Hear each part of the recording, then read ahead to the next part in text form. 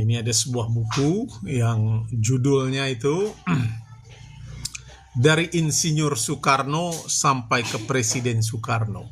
Nah, ini bukan buku lah, pamflet kecil ya. Ini sumbernya dari Yayasan Cahaya Kita Jakarta tahun 66. Ya. Nah, buku ini dari Insinyur Soekarno sampai ke Presiden Soekarno. Itu judul menariknya. Nah, saya akan ulas ini. Anda bisa kasih komentar karena Tan Malaka ini lebih senior ya dari Presiden Soekarno. Nah, tulisan ini dari Insinyur Soekarno sampai ke Presiden Soekarno ditulis pada tahun 1948 oleh Tan Malaka. Lalu ini sumbernya ya. Jadi pengaruh Soekarno kan pada sejarah Indonesia besar ya. Soekarno besar dan sampai hari ini sangat besar. Bahkan selalu hadir dalam setiap pemilu kita lihat gambar Soekarno ya.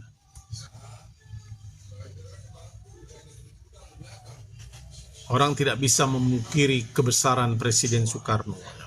Jadi Insinyur Soekarno itu memang luar biasa, tetapi kenyataan itu tidak memudahkan orang untuk mengenal Soekarno sebenarnya. Dan banyak juga tentu seringkali kebesaran Presiden Soekarno itu orang tidak mengenal Soekarno itu sebenarnya. Nah, karena banyak dilingkupi oleh mitos. Fakta dan kesan orang terhadap orang lain bergantung dari sisi orang yang melihatnya ya. Nah, kita kenal Soekarno di mata Soekarno sendiri ya. Banyak seperti Cindy Adams ya, menulis autobiografi Soekarno. Ada juga Soekarno di mata Louis Fisher ya, wartawan Amerika juga menulis tentang Soekarno, Louis Fisher. Nah, Tan Malaka ini ya, bukunya menarik ini karena dia menyajikan Soekarno dalam pandangan Tan Malaka. Jadi kita ingin melihat bagaimana Tan Malaka memandang Soekarno. Saya kira ini jarang ya dibahas orang. Nah, pandangan Tan Malaka terhadap Soekarno itu ada pada bukunya Dari Penjara ke Penjara. Ada Tan Malaka menulis buku Dari Penjara ke Penjara, ditulis tahun 1948 oleh Soekarno, oleh Tan Malaka. Nah ya, di situ saya kira ini penting karena pernah suatu ketika Soekarno itu memberikan semacam warisan ya. Kalau dia terjadi apa-apa kepada Soekarno, maka presiden, kekuasaan, pemimpin revolusi itu akan dilanjutkan oleh Tan Malaka. Nah, nanti kita lihat ya teks. Nah, tentu Tan Malaka tidak asing ya bagi pembaca ya. Orang yang membaca tentang sejarah Indonesia pasti mengenal Tan Malaka, orang Minang ini. Karena seluruh hidup Tan Malaka itu masa kanak-kanaknya dicurahkan bahkan bagi kemerdekaan bangsa dan rakyat Indonesia. Dan juga Tan Malaka lah yang pertama memperkenalkan istilah republik. Jadi kata Republik Indonesia itu, kata republik itu pertama kali di Tan Malaka diburu Soekarno sampai akhirnya merenggang nyawa di kiri ya anarko. Saya pernah ke sana berziarah ke makam Tan Malaka ya di Selo Panggung Kediri, turun ke bawah. Pernah itu ditemukan kuburannya oleh Hari Fauze, peneliti Soekarno. Ya, di Kediri di Selo Panggung. Nah itu. Jadi bahkan Muhammad Yamin memberi gelar Tan Malaka sebagai Bapak Republik Indonesia. Republik Indonesia. Karena jasa-jasanya juga Tan Malaka diangkat menjadi pahlawan nasional ya, oleh Soekarno. Nah, buku ini terbit tahun 66. Judulnya Dari Insinyur Soekarno Sampai ke Presiden Soekarno. Judulnya unik ya. Dari Insinyur Soekarno, kata Tan Malaka, sampai ke Presiden Soekarno. Nah, ini pandangan Tan Malaka Soekarno. Tentu bahasa yang ditulis oleh Tan Malaka adalah bahasanya rimanya itu Minang, ya, Melayu Minang. Dan itu nampak dalam gaya penulisan Tan Malaka. Coba kita nanti baca, coba kita tafsir. Karena amat banyak menyinggung pemimpin negara Republik Indonesia dalam masa revolusi ini, kata Tan Malaka, maka saya perlu sekali mengemukakan sedikit pandangan mengenai dirinya Presiden Soekarno. Ini bahasa gaya bahasa Indonesia tahun 48 ya.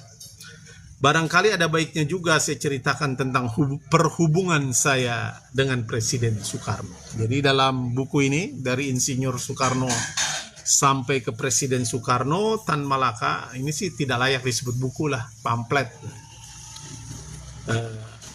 Ingin menjelaskan hubungannya dengan Presiden Soekarno.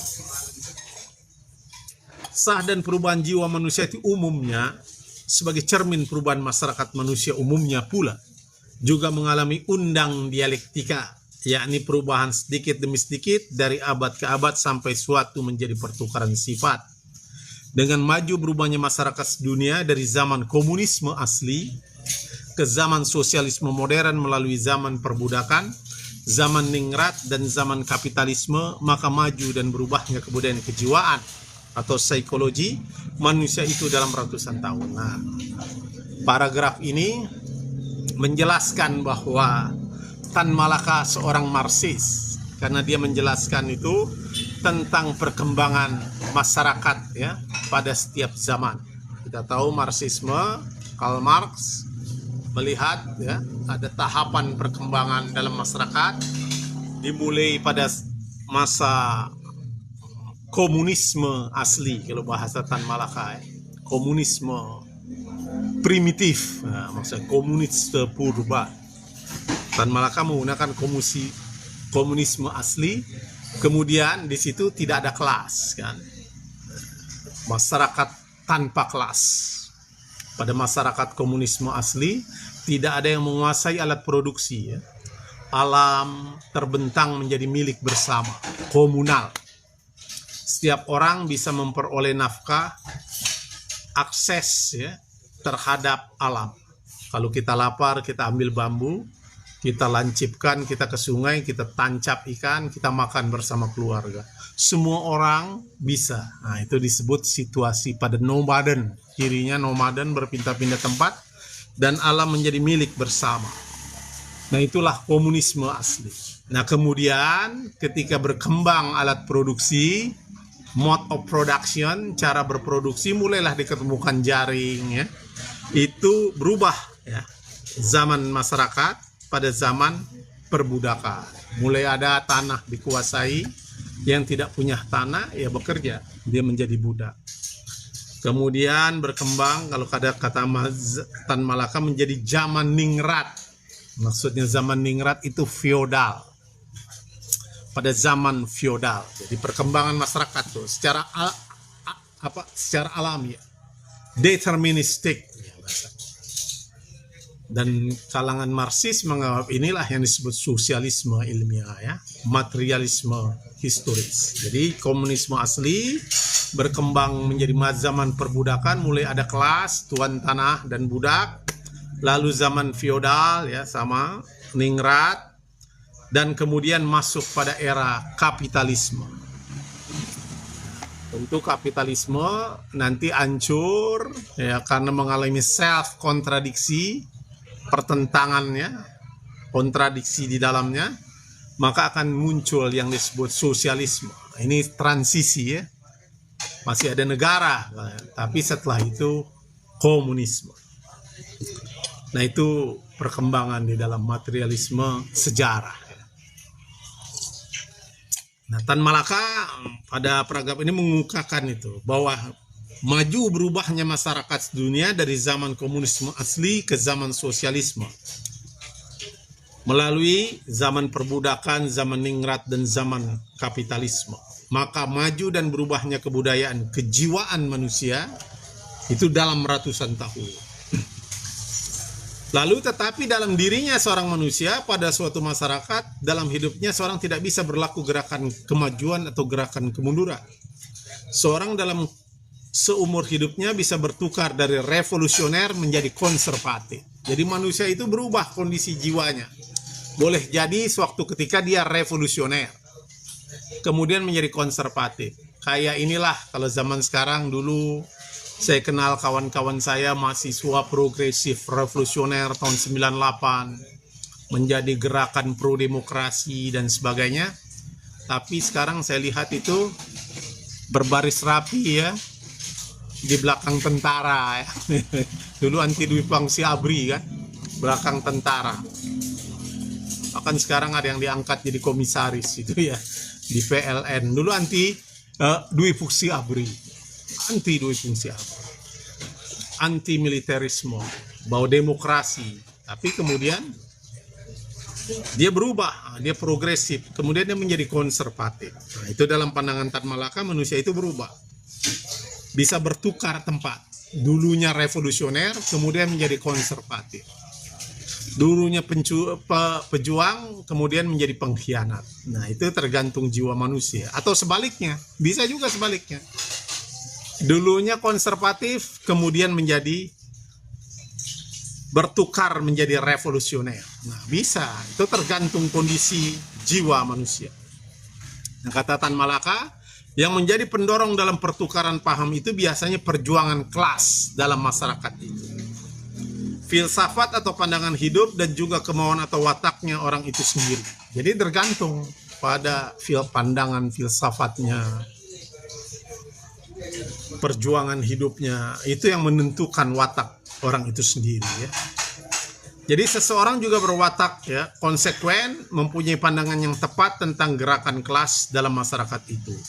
Biasanya patah atau tegak tentang pahamnya semula. Tetapi orang yang tiada mempunyai filsafat dan pandangan hidup yang tepat dan matang, maksudnya masak di sini matang, tetapi mempunyai watak dan kemauan yang mudah diombang-ambing oleh sentimen serta hawa nafsu sendiri atau pengaruh dari luar.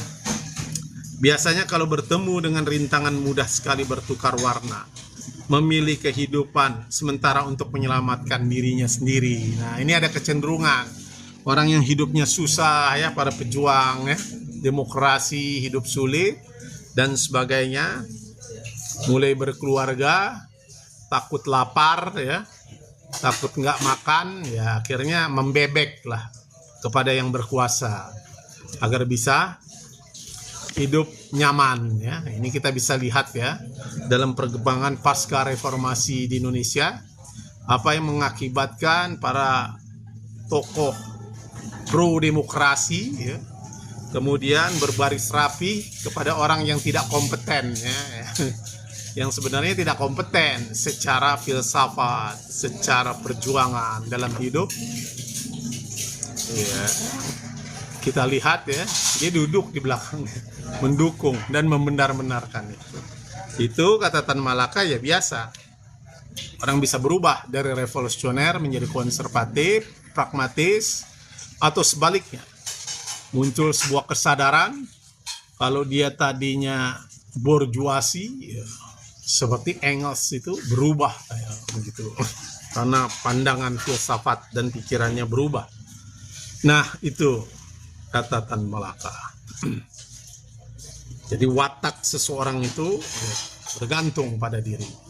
Di dalam diri kita ini ada medan, kalau dalam agama itu disebut jihadul akbar ya, karena Nabi SAW pernah sewaktu habis perang jihad kecil, lalu ketika dia kembali dikatakan kalian akan menghadapi jihadul akbar, jihad yang besar.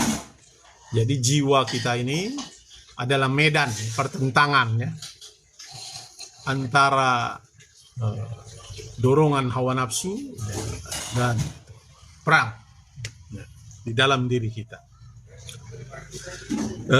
Itu ya, kecenderungan untuk melakukan kebenaran, kebaikan dan keburukan dan kejahatan. Di dalam diri kita yang memutuskan, ya kita, subjek. Nah itu dalam pandangan Tan Malaka ya. Lalu kita lanjutkan, 1-2 di antara berbagai ukuran biasanya kita pakai terhadap seorang yang terjun terhadap seorang sebagai pemimpin adalah pertama. Nah ini ukuran dari pemimpin. Sekali ia dapat melihat ke depan. Jadi pemimpin itu harus visioner ya. Kalau pemimpin tidak punya visi, cuma bangun-bangun infrastruktur, itu bukan pemimpin, mandor ya. Mandor. Dia tidak punya visi. Nah, yang disebut pemimpin itu adalah mampu mewujudkan visinya menjadi realitas. Visi itu kalau dalam politik elektoral kita janji-janji. Visi. Dimanapun levelnya, dia mampu mewujudkan visinya menjadi kenyataan. Itu pemimpin yang hebat ya.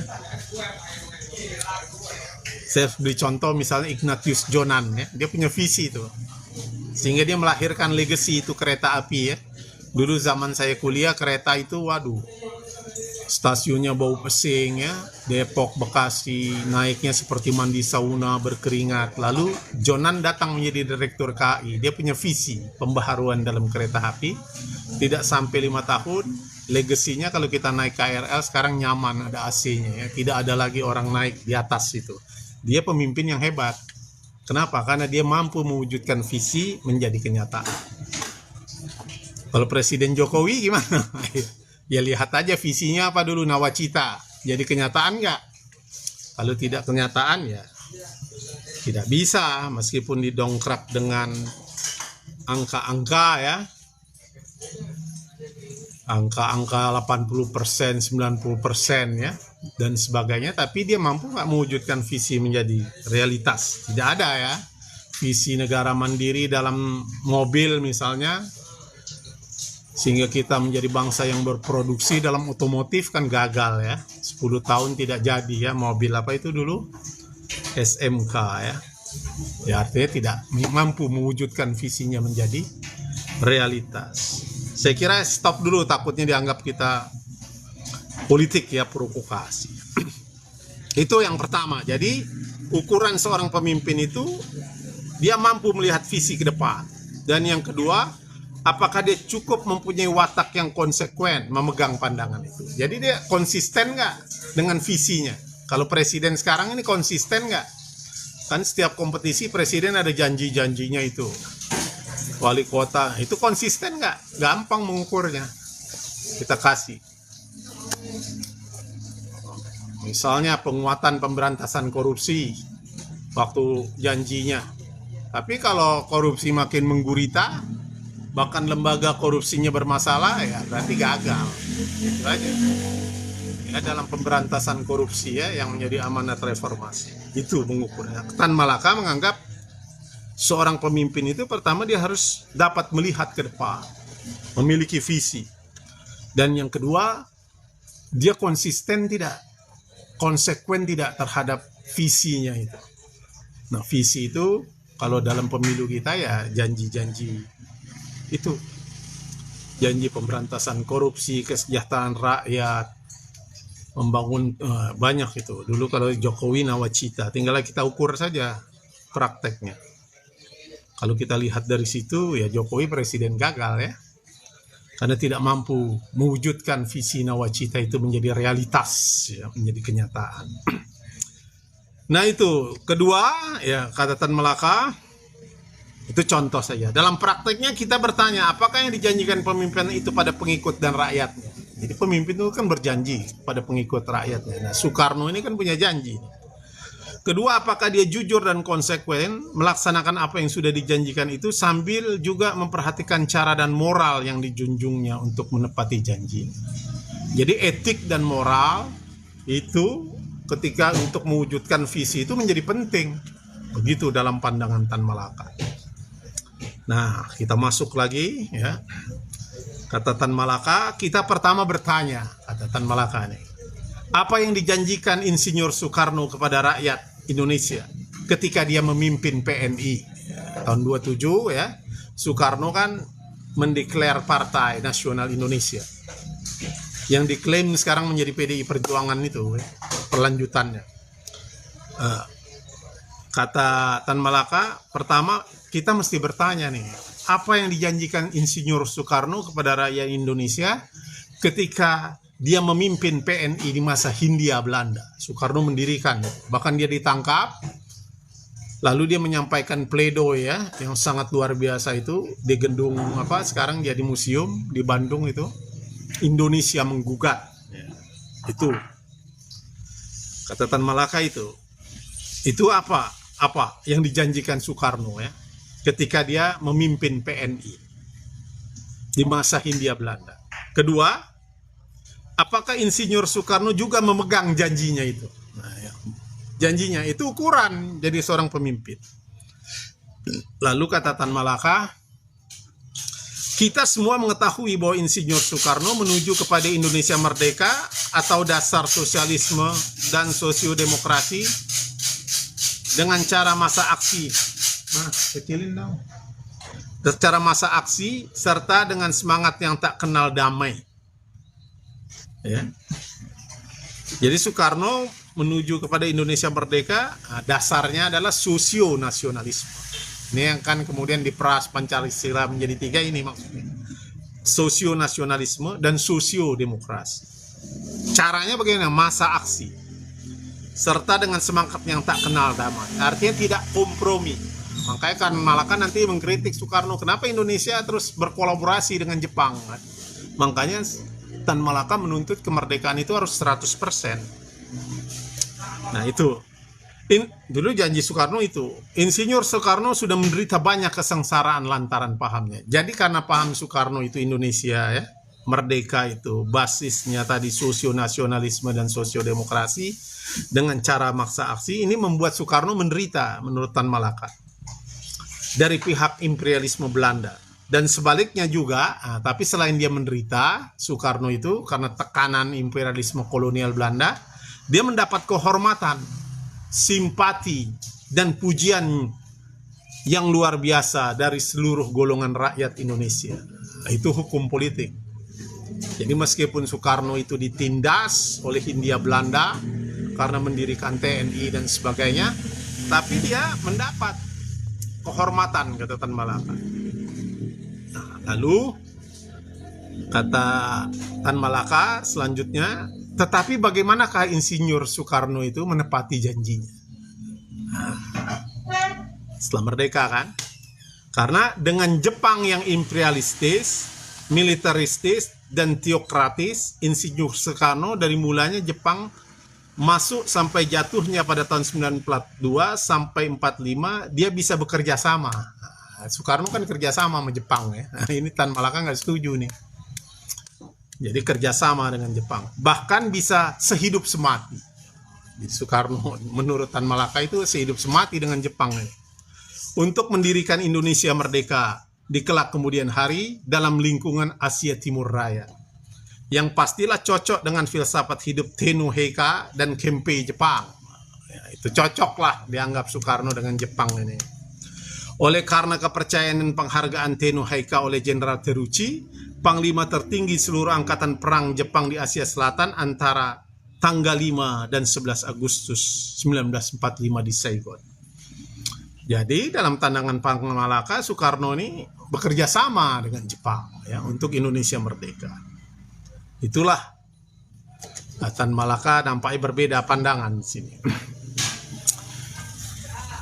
Lalu Tan Malaka melanjutkan, Presiden Soekarno yang walaupun atas desakan para pemuda Jakarta pada 1745 telah memproklamasikan kemerdekaan Indonesia dan di masa Jepang menciptakan Amerika kita setrika. Itu ingat ya kata-kata Soekarno. Inggris kita linggis. Nah itu semangat revolusioner Soekarno kan. Amerika kita setrika, Inggris kita linggis. Lalu serta dengan secara sandiwara membakar potret Van der Vlas, membakar Roosevelt, ya, Presiden Amerika, dan Churchill, Winston Churchill, Perdana Menteri Inggris, dibakar itu. Waktu Soekarno mengatakan Amerika kita setrika, Inggris kita linggis. Ya. dengan naskah Linggarjati dan Renville Principle. Ada ya, perjanjian Linggarjati, ini merugikan kita dianggap oleh Tan Malaka, dan Renville Principle. Menerima kembali mahkota Raja Belanda di samping mengakui modal asing, baik yang langsung memusuhi maupun yang tidak langsung memusuhi Republik. Ya. Lalu dia setelah Renville itu kan dapat lagi lah mahkota Raja Belanda ya, dalam pandangan Tan Malaka. Ya, di masa Jepang sebetulnya banyak jalan lagi ya, bagi Soekarno untuk menyingkir ikatan halus maupun kasar yang coba dikenakan oleh kaki tangan Tenno Heika kepadanya. Jadi Soekarno itu seakan diikat oleh Jepang. Ya. Tak perlu dia sendiri menganjurkan atau menyetujui pengerahan Romusa, pengumpulan intan berlian rakyat Indonesia serta para gadis untuk dilatih untuk dikirim ke Tokyo. Akan dikirim kan gadis geisha, bahkan menjadi geisha ya. Tiadalah pula perlu Presiden Soekarno di masa Republik ini terus-menerus menerima usul Inggris yang sangat merugikan rakyat. Ialah menghentikan pertempuran di Surabaya dan Magelang, serta usul dari pihak Belanda mengakui beberapa negara boneka dalam beberapa wilayah Republik Indonesia. NIT ya, Borneo. Dan sekarang menerima dan menjalankan usul Belanda mengosongkan kantung ya, dan menarik 35.000 prajurit dari Jawa Barat dan Jawa Timur, dan seterusnya menerima kembali mahkota Belanda. NIS dan Uni Nederland Indonesia jadinya membatalkan proklamasi 17 Agustus. Nah, itu kritik keras Tan Malaka kepada Soekarno ya.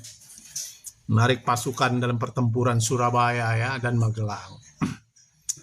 Lalu kata Malaka, seandainya Insinyur Soekarno, makanya judulnya ini dari Insinyur sampai Presiden Soekarno. Pamflet Tan Malaka. Seandainya Insinyur Soekarno tetap memegang pendiriannya semula dan bersandar atas kepercayaan pada kekuatan 70 juta rakyat Indonesia. Pada tahun 48 itu jumlah penduduk kita 70 juta ya. Kalau sekarang kan 300 juta. 100 sekarang 250, 300. Oh, 270 juta sekarang ya. Dulu tahun 48 70 juta. Kalau pendirian Soekarno itu berpegang teguh ya kepada 70 juta dan dinamikanya revolusi, artinya tetap memegang dasar Indonesia merdeka. Maksudnya dasar Indonesia merdeka 17 Agustus itu dengan sosio-nasionalisme dan sosio-demokratnya tetap memegang cara masa aksi, ya ini yang ditekankan Tan Malaka, dengan cara masa aksi, lawan Belanda itu, nggak usah kompromi, itu maksudnya. Dengan semangat yang tidak kenal damai, juga terhadap sembarangan imperialisme, maka dengan kerja ilegal di masa Jepang, kemerdekaan 100% boleh jadi sekali lebih lekas tercapainya daripada yang disangka-sangka. Jadi Tan Malaka memiliki kepercayaan betul bahwa Indonesia itu akan merdeka 100% kalau Soekarno itu komitmen memegang proklamasi 17 Agustus itu, tidak ada lagi kompromi, perjanjian macam-macam itu ya, Linggarjati, Renville dan sebagainya, yang membuat kita kehilangan wilayah kan, khususnya waktu Syahrir dan sebagainya. Nah, jadi Indonesia harusnya dalam pandangan dia, Indonesia merdeka dengan sosio-nasionalisme dan sosio-demokratnya itu tetap dengan cara masa aksi, dengan semangat tidak kenal damai, tanpa kompromi. Kompromi kan? Nah, di sini perbedaannya. Jadi Tan Malaka menganggap kalau itu dilakukan maka kemerdekaan Indonesia 100%. Indonesia kemarin merdeka tidak 100% lah begitu karena ada Jepang ya. Begitu pandangan Tan Malaka. Tetapi kalau kita pelajari perbuatannya Soekarno, Insinyur Soekarno, maka kita terpaksa mengambil kesimpulan, kata Tan Malaka, bahwa dia tiada memusingkan analisanya masyarakat Indonesia. Jadi Soekarno dianggap tidak. Inilah analisa masyarakat Indonesia. Tiada tampak bagi saya dalam semua pidatonya perhatian yang dalam antara kebutuhan Belanda terhadap Indonesia.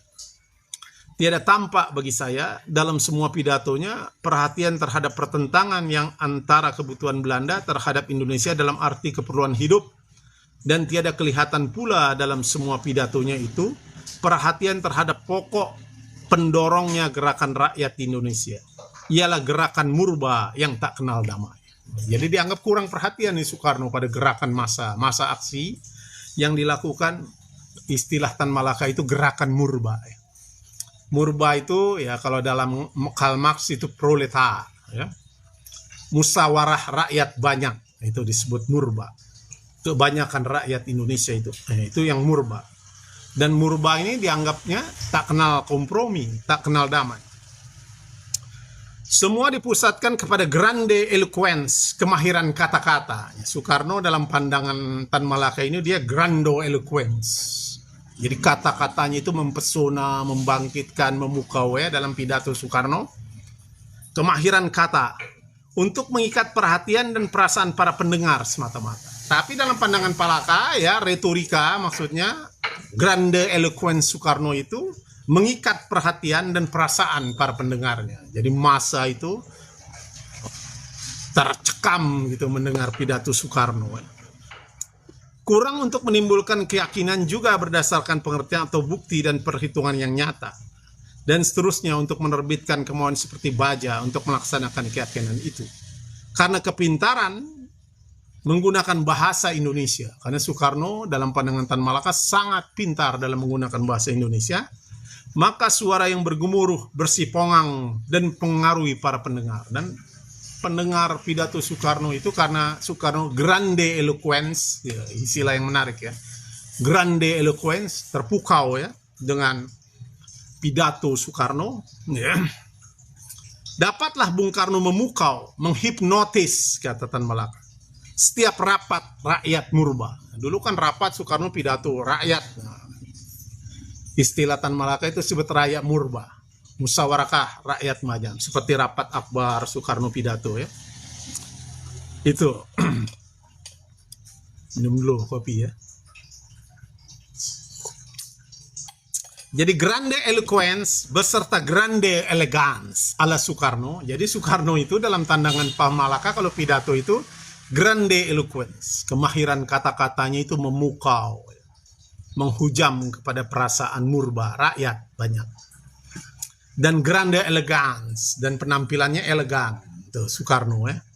Ala Soekarno yang banyak kecocokan pada irama jiwa murba Indonesia. Dan banyak ini gaya Soekarno ini yang grande eloquence dan grande elegance ini cocok ya dengan rakyat Indonesia ya. Rakyat Indonesia pasca proklamasi itu bergairah ya. Menuntut ya revolusi. Jadi menurut dia grande eloquence beserta grande elegance ala Soekarno yang banyak kecocokan pada irama jiwa murba Indonesia yang tertindas, yang terperas, bisa digunakan oleh suatu imperialisme sebagai dewi nasionalisme untuk mengebiri gerakan murba yang dipengaruhi oleh paham komunisme. Nah, gerakan Soekarno ini kata Tan Malaka yang memukau ya, ini cocok dengan jiwa murba yang tertindas, diperas, tapi bisa digunakan oleh suatu imperialisme. Imperial Belanda menggunakan juga ini sebagai dewi nasionalisme untuk mengebiri gerakan komunisme. Nah, itu kata Tan Malaka.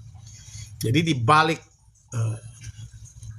kemahiran kata-kata Soekarno ya tentang revolusi dan sebagainya, ini cocok ya dengan rakyat Indonesia yang tertindas terperas, tapi imperialisme mengambil ini juga sebagai ini dewi nasionalisme yang bisa menggebiri gerakan paham komunis. Tetapi belum diobori, diorganisir dan didisiplin oleh ilmu komunisme. Tapi kan belum, katanya Tan Malaka ini belum ngerti ini dia ini. Rakyat itu bangkit marah tapi belum dididik oleh Marxisme, ya, Leninisme, begitulah dalam pandangan Tan Malaka. Tetapi grande eloquence dan grande elegance, ya, grande eloquence itu kemahiran berbicara, ya, kefasihan Soekarno dan penampilannya yang elegan itu saja tidak dapat mendidik kader murba yang bisa mempelopori gerakan dan revolusi Indonesia. Tapi kemahiran Soekarno, elegan penampilannya dalam kata-kata dan sebagainya itu tidak dapat mendidik rakyat begitu, kader Murba untuk menjadi pelopor gerakan revolusi di Indonesia. Itu pandangan Tan Malaka. Lalu Tan Malaka melanjutkan, PNI, Partai Nasionalis Indonesia, terdiri sebagian besarnya dari kaum intelektual borjuis. Ini beda. Jadi PNI itu dalam pandangan Tan Malaka isinya adalah kalangan intelektual borjuis. Kalau borjuis ini ya saya kira untuk yang mengerti, ini pandangan Karl Marx bahwa masyarakat dibagi dalam dua kelas. Kelas yang pertama borjuis yang menguasai alat-alat produksi, dan proletar, ya. Ini di Rusia tentu terminologi ini muncul, yang tidak menguasai alat-alat produksi sehingga dia harus mengerahkan curahan kerjanya agar bisa makan, bekerja kepada curahan kerjanya kepada kelompok borjuis itu. Nah, borjuis ini dalam pandangan Malaka diganti menjadi Murba. Oleh Soekarno diganti kata ini menjadi Marhen. Ya. Jadi Marhen itu ya proletar, sama, ya, sinonim. Tan Malaka Murba. Gitu. Jadi PNI dalam pandangannya itu adalah kaum intelektual borjuis, bukan proletar nih dalam pandangan Tan Malaka, ya. Partai Nasional Indonesia ini sebagian besarnya, ya, elitnya itulah intelektual borjuis. Mereka ini dalam hati kecilnya takut kepada akibatnya gerakan Murba. Nah, dalam pandangan Malaka nih elit-elit PNI ini takut ini dengan gerakan rakyat Murba, ya, dengan masa aksi tadi yang tidak kenal kompromi terhadap Hindia Belanda. Tetapi dengan pidato yang abstrak, kabur tetapi grande, pidato yang abstrak, kabur dan grande, mereka bisa memberikan pengharapan dan impian kepada Murba. Jadi itu memberikan harapan, membangkitkan harapannya, pidato-pidatonya, ya, Bung Karno kepada Murba. Apa Murba maksudnya rakyat banyak, ya. Murba musyawarah rakyat banyak. Apabila Murba yang sesungguhnya bergerak untuk mencapai maksudnya Murba yang sebenarnya, maksud Murba yang sebenarnya itu adalah revolusi, tidak kenal kompromi, membangun sosionasionalisme dan sosiodemokrasi berdasarkan maksa aksi, bukan kompromi, ala Soekarno tadi. Maksudnya sebenarnya. Apabila Murba yang sesungguhnya bergerak mencapai maksudnya Murba yang sebenarnya dan imperialisme Belanda, Jepang atau Inggris mengambil tindakan keras, maka grande eloquence dapat dipergunakan untuk menutupi, menyelimuti dan membungkus segala-gala yang tidak konsekuen serta memasukkan semua yang konsekuen. Nah, berbahayanya dari grande eloquence, ya, kepahiran kata-kata yang fasih dan sebagainya ini dapat digunakan untuk menutupi, menyeliputi, membungkus, ya, sesuatu yang tidak konsekuen, katanya Tan Malaka, dan memasukkan semua yang konsekuen. Nah, itu. Demikianlah grande eloquence berserta grande elegance dapat menyembunyikan apa yang kompromistis. Jadi kata-kata grande eloquence yang memukau dalam pidato-pidato itu bisa menyembunyikan semangat tadi anti kompromi, tidak berdamai dengan Hindia Belanda, menuntut kemerdekaan 100%, untuk menyembunyikan apa yang kompromistis, menyelimuti apa yang anti masa aksi, serta membungkus segala sesuatu yang hakikatnya anti kemerdekaan. Ya, itu yang dikhawatirkan oleh Tan Malaka di balik grande eloquence, kefasihan bicara, pidato yang memukau, yang menghunjam pada perasaan rakyat, dan penampilan yang grand elegance itu bisa menutupi itu. Bisa menutupi itu. Nah, grande elegance, penampilan yang elegan ala Soekarno tidak pernah konkret, nyata, kata Tan Malaka. Ialah tepat dan berterang-terangan melawan musuh yang nyata dan dekat. Nah, grande eloquence ini tidak konkret dan tidak nyata untuk melawan kolonial ini. Dijamin Belanda nasionalisme yang mestinya anti pemerintah Hindia Belanda itu dapat dibungkus dengan perkataan kapitalisme imperialisme.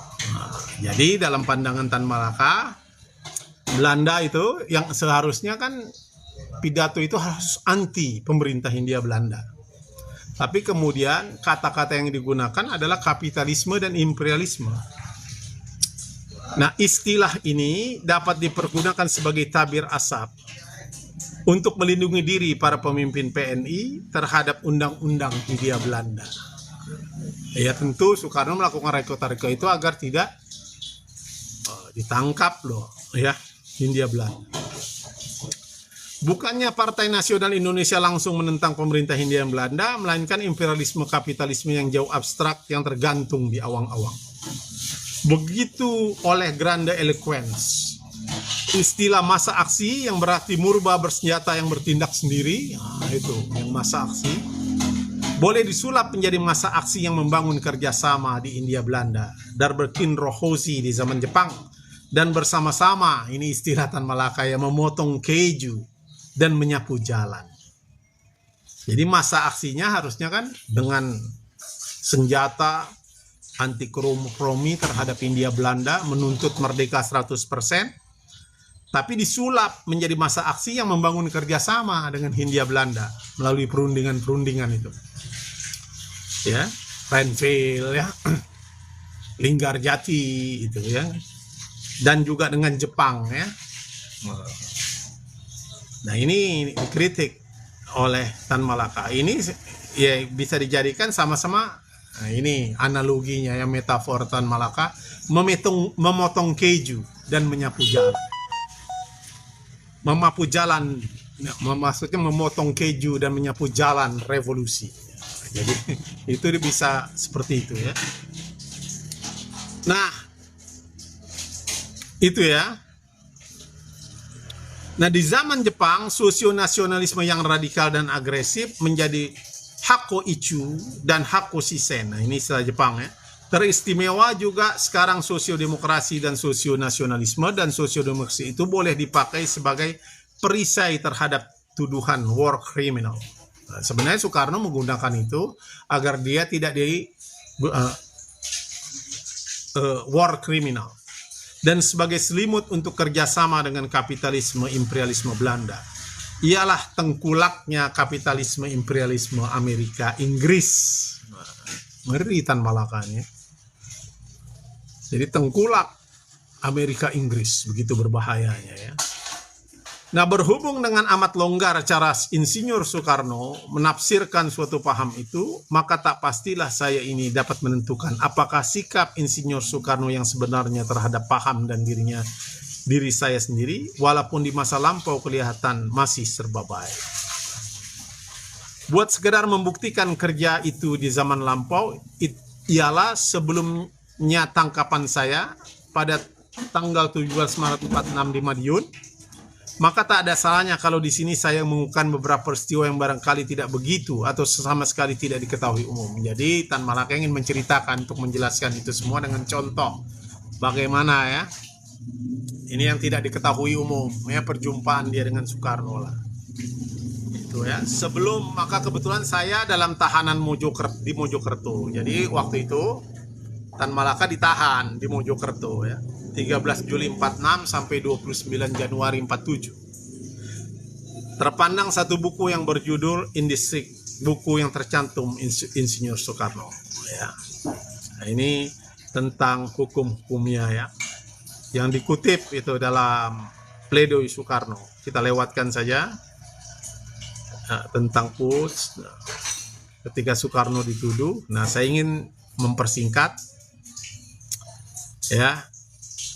Perkataan yang langsung pada perkataan yang pertama kali diucapkan oleh Presiden Soekarno pada permulaan 45 di rumah Dr. Soeharto. Jadi pertemuan pertamanya Soekarno itu dan Tan Malaka itu di rumah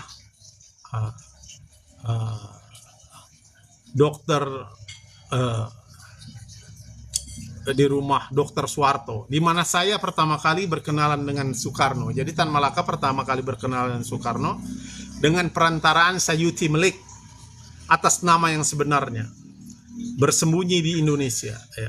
Kempei karena ialah dalam buku masa aksi rupanya saudara Tan Malaka anggap sifatnya imperialisme berada di dalam imperialisme Amerika. Inilah perkataan yang pertama diucapkan oleh Presiden Soekarno dalam pertemuan yang sangat kami rahasiakan itu.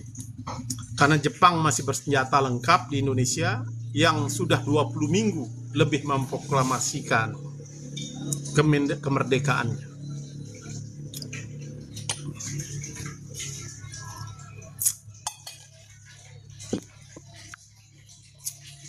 Ada lagi nih. Oke. Baik, nih kata Tan Malaka ya. Ini karena direkam nih. Nanti kita buat serial ya. Dalam VT. Baik, juga saya ulangi di sini bahwa pada permulaan September 45 itulah Insinyur Soekarno dan saya berkenalan. Face to face, ya, nama dengan nama, muka dengan muka seperti yang sudah saya ceritakan di tempat lain. Saya pernah bertemu di Bayah 1 tahun sebelumnya ketika saya menghidangkan minuman kepada Soekarno. Meskipun saya di Bayah itu belum puas dengan jawaban Soekarno atas pertanyaan saya. Waktu itu dia nyamar kan, di Bayah itu. Namanya ganti Hussein. Karena Tan Malaka ini kan sering ganti-ganti nama ya. Karena dia dikejar-kejar Hindia Belanda ya. Jadi dia ganti tentang kemerdekaan Indonesia dan amat kecewa dengan Putra dan Hokoka yang berturut-turut dibangun dan dibubarkan. Kecewa dengan panitia penyelidik dan persiapan kemerdekaan Indonesia. Tan Malaka itu kecewa dengan itu. Pada Soekarno saya masih memusatkan perhatian. Dia masih perhatian sama Soekarno. Di masa Jepang berapa kali saya berniat melangkahkan kaki ke rumah Soekarno di Pegangsaan Timur nomor 56. Jadi di zaman Jepang Tan Malaka pengen ke rumah Soekarno, tetapi terhambat karena adanya Jepang itu. Dia karena ada Jepang kan, Soekarno kan kerjasama dengan Jepang. Gitu. Saya yakin akan diterima oleh Soekarno, tetapi sebaiknya yakin pula tidak akan lepas dari cengkeraman Kempei Jepang. Pada akhir percakapan yang tiada disaksikan oleh Dr. Soeharto, tuan rumah sendiri, ini di rumah Dr. Soeharto ya. Tetapi disaksikan oleh Sayuti Melik, Presiden Soekarno sambil menunjuk berkata kepada saya lebih kurang begini. Ini yang testimoni bahwa kekuasaan Soekarno apabila terjadi sesuatu pada dia akan serahkan kepada Tan Malaka. Ini katanya di dalam pamflet Tan Malaka. Kalau saya tiada berdaya lagi, ini kata Soekarno ya, maka kelak pemimpin revolusioner akan saya serahkan kepada saudara. Itu kata Soekarno kepada Tan Malaka. Kami berpisah. Nah, ketika berpisah ini yang menarik, Anda lihat ya pergaulan politik pada waktu itu. Jadi kata Soekarno, kalau saya tidak berdaya lagi nih, ya ditangkap dan sebagainya, maka kelak pimpinan revolusi akan saya serahkan kepada saudara, kata Soekarno kepada Tan Malaka. Kami berpisah dan sedikit uang diberikan Presiden Soekarno kepada saya. Jadi Soekarno beli uang, Soekarno banyak uang dong, kasih kepada Tan Malaka. Kan mereka dalam kejaran Hindia Belanda dikasih. Nah yang kedua kali, ini pertemuan yang kedua ya.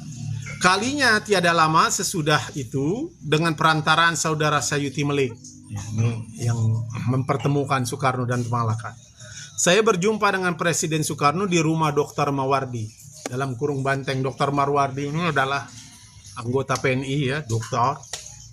Juga dalam keadaan rahasia, ini pertemuannya rahasia. Sekali Presiden Soekarno menganjurkan bahwa nanti pimpinan revolusi akan diserahkan kepada saya sambil memberi sokongan uang pula. Jadi Soekarno memberikan lagi. Dia mengatakan nanti kalau ada apa-apa sama saya ini, maka pimpinan revolusi saya serahkan kepada Tan Malaka sambil ngasih uang lagi. Oh, luar biasa ya. Jadi Tan Malaka kan dikejar-kejar, tentu dia tidak bisa mencari nafkah. Nah, Soekarno memberi dia uang. Sekarang pernyataan bahwa kalau dia tidak berdaya lagi, maka kepemimpinan revolusi diserahkan kepada Tan Malaka. Nah, lalu bagaimana pandangan Tan Malaka atas testimoni Soekarno itu? Bagi saya di masa itu, kata Tan Malaka, perkara saya menerima hak pimpinan revolusi atau haknya Presiden Soekarno menyerahkan pimpinan revolusi itu kepada saya. Sebenarnya sekejap pun tidak mempengaruhi perasaan. Jadi Tan Malaka tidak peduli itu, tidak mempengaruhi perasaannya itu tentang diserahkannya pemimpin revolusi. paham dan sikap memberikan sambutan terhadap usul Presiden Soekarno. Jadi dia tidak terpengaruh gitu ya jiwanya atas usul Presiden Soekarno. Kalau saya mangkat pimpinan revolusi, engkau akan saya serahkan kepada engkau, Tan Malaka. Saya sudah amat gembira bertemu muka dengan Presiden Republik Indonesia. Jadi Tan Malaka menganggap bahwa dia sudah bergembira dengan berjumpa dengan Soekarno sebagai Presiden Republik Indonesia. Republik yang sudah lama saya idamkan, yang presidennya adalah putra Indonesia sejati pula. Jadi republik kan, kata republik tadi di awal, kata yang pertama kali nar republik diberikan oleh Tan Malaka. Sehingga Muhammad Yamin menggelari Tan Malaka sebagai Bapak Republik Indonesia. Dan dia katakan, dia sangat bergembira. Karena presidennya sekarang ada presiden putra Indonesia sejati pula. Nah, usul pemimpin revolusi tadi ya, yang ditawarkan oleh Soekarno kepada Tan Malaka, saya anggap sebagai satu kehormatan saja. Jadi dalam pandangan Tan Malaka itu sebuah kehormatan saja. Kan Soekarno mengatakan itu, nanti pemimpin saya serahkan, pemimpin revolusi. Sambil kasih uang kan, 2 kali. Nah, sebagai tanda suatu kepercayaan dan penghargaan Bung Karno kepada saya belaka. Jadi itu sebagai penghargaan dan penghormatan saja. Teristimewa pula sebagai suatu tanda yang nyata bahwa di masa lampau benar ada satu ikatan jiwa dan paham antara Soekarno dan saya. Itu menunjukkan juga, kata Tan Malaka, ikatan jiwa kami antara Soekarno dan Bung Karno dan Tan Malaka ya. Ikatan jiwa dan paham, sama-sama punya paham ya. Kedua-duanya kan kiri, ini Soekarno kiri, nasionalis kiri. Ya, Tan Malaka komunis. Walaupun kami hidup berjauhan, meskipun mereka hidup berjauhan, karena Tan Malaka kan pindah-pindah, dikejar oleh Hindia Belanda. Tidak, Soekarno itu kan tidak ya. Di belakang harinya, sesudah demonstrasi 19 September 45 di Jakarta, saya dengar pula kabar dari pihak para menteri bahwa dalam satu sidang presidensial kabinet, Presiden Soekarno berkata,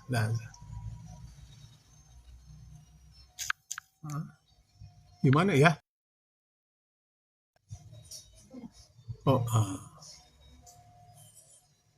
Cocok. Disuruh nyocokin. Ya, maaf. Tersuruh nyocokin sama TikTok. Mana tadi itu?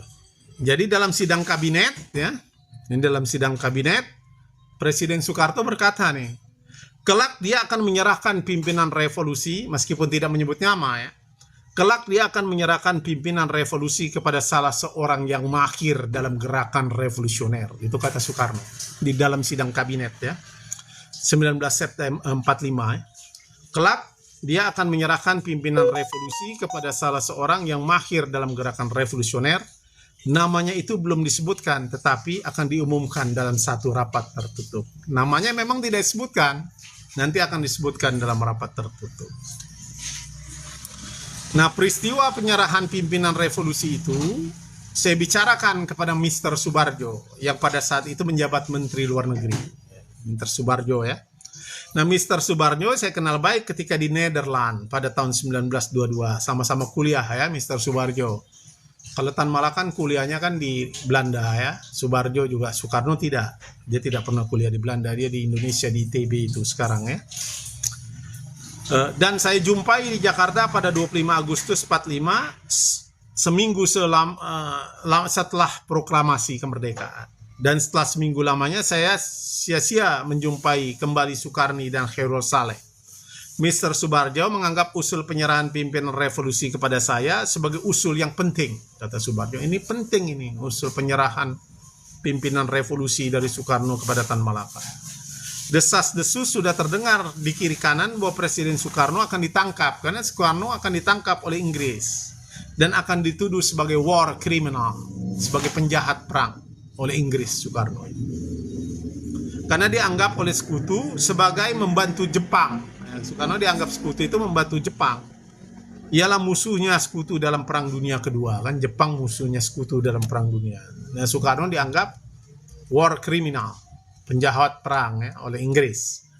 Berhubung dengan kemungkinan penangkapan itu diperkuat pula oleh aksinya Murba di Jakarta, pada tanggal 19 September yang tidak disetujui oleh Presiden Soekarno. Jadi aksi rakyat Jakarta 9 September Soekarno nggak setuju.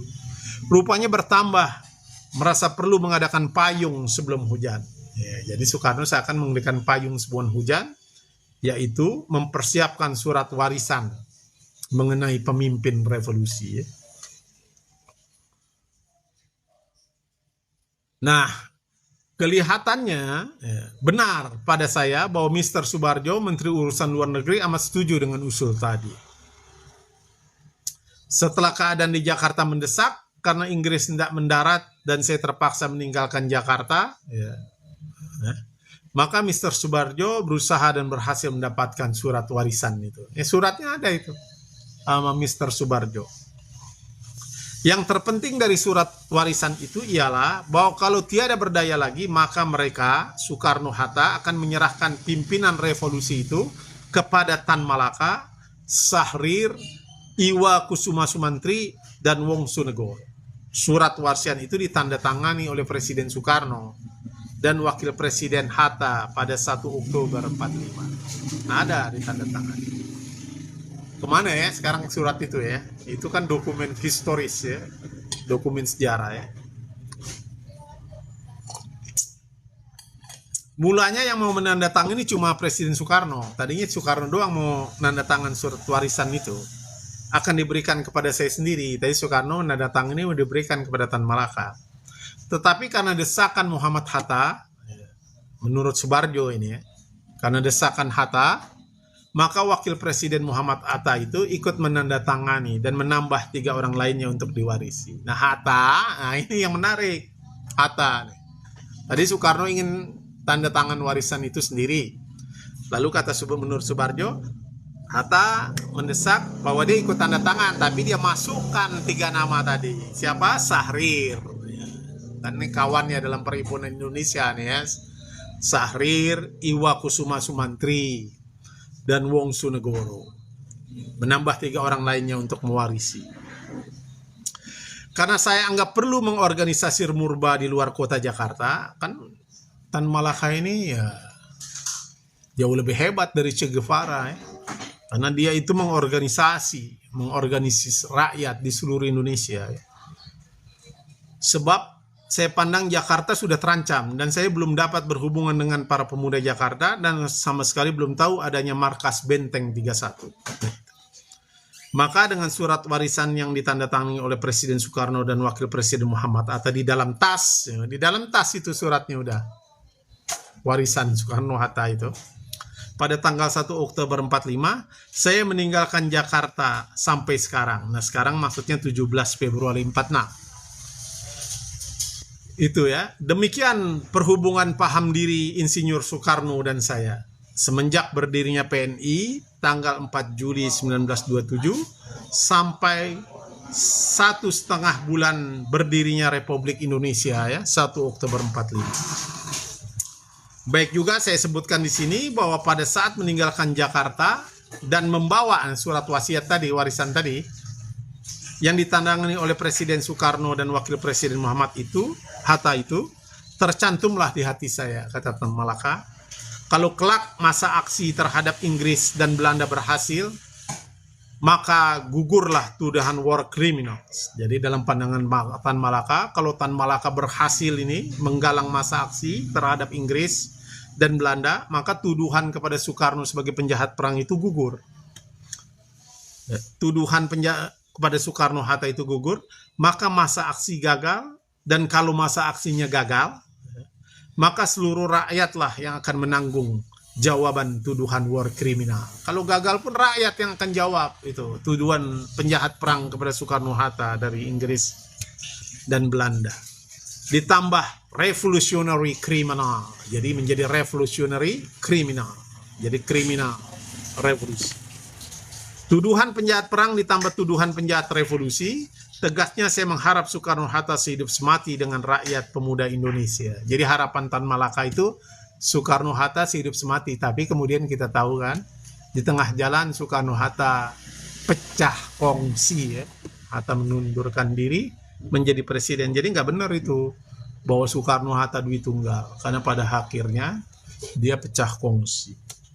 Jadi ringkasnya kata Tan Malaka, pada nasib seluruhnya murba, musyawarah rakyat banyak beraksi, dan aksi murbalah saya anggap tergantungnya nasib para pemimpin Soekarno-Hatta. Jadi Tan Malaka itu tidak percaya bahwa perubahan sosial itu dikendalikan oleh para pemimpin dan sebagainya. Bahwa perubahan sosial, revolusi itu, Tan Malaka percaya pada aksi murba, rakyat banyak. Nah, oleh karena itu rakyat banyak itu harus dibangun kesadarannya. Kalau sekarang kan jauh ya, rakyat banyak itu dalam pikirannya kalau ada pilkada, ada pilpres, isi pikirannya apa? Minyak goreng ya, bansos, wah itu tidak akan mungkin terjadi. Cita-cita Tan Malaka itu ya. Karena dalam pandangannya, ringkasnya ini penutup kalimat Tan Malaka, pada nasib seluruhnya murba beraksi, dan aksi murbalah yang saya anggap tergantungnya nasib para pemimpin Soekarno-Hatta. Bahkan nasib Soekarno-Hatta pun ditentukan oleh aksi massa murba. Itulah kekuatan rakyat Indonesia pas revolusi proklamasi 45. Saya kira itu pamflet yang singkat ya, yang ditulis Tan Malaka tahun 1948 dari Insinyur Soekarno sampai ke Presiden Soekarno. Jadi kata Tan Malaka, kalau kita coba tarik kesimpulan, ada ikatan jiwa ya antara Soekarno dan Hatta, meskipun metodenya berbeda. Soekarno lebih kompromistis ya, khususnya dengan Jepang sebagai langkah taktis ya pada Perang Dunia Kedua waktu itu untuk memproklamasikan ke Indonesia, bahkan melalui perundingan Rumroyan, Linggarjati, Renville ya, konferensi meja bundar. Tan Malaka tidak, bahwa dia ingin Indonesia basisnya sosio-nasionalisme dan sosio-demokrasi dengan massa aksi. Dan merdeka kita itu harus merdeka 100%. Sampai hari ini tentu cita-cita Tan Malaka itu belum terwujud ya. Indonesia merdeka 100%.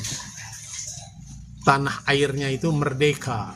Tanah air seperti Indonesia stansa ketiga itu, tanah air yang suci, pulaunya, lautnya, kalau sekarang sudah digadaikannya, dieksploitasi oleh kekuatan investor asing ya, dengan oligarki sebagai kompradornya ya.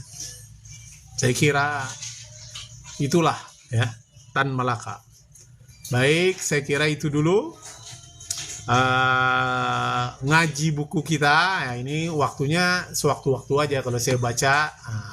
Saya online meskipun sekarang penontonnya dikit ya.